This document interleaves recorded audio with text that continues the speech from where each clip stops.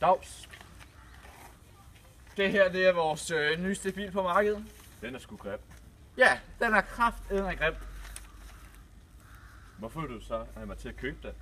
Nu skal du høre, at den har læderbetræk, den har elastiske flæder, den har racerdæk, sportsbremser, så har den en radio med ekstra Bluetooth og bass, og så har den jo de 16 cylinder med 500 hestekræfter. Det lyder jo alt sammen meget godt, men er det nok? Det er miljøvenligt.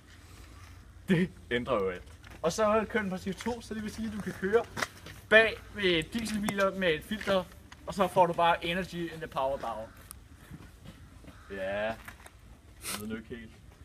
Og hvis du står til nu, så får du en ekstra skuresvamp, der laver flere rigshandlinger rent, og et par gule gummihandsker i valgfri farve. Det er en deal. Hvor meget bliver det? 100.000 millioner. Ja, thanks.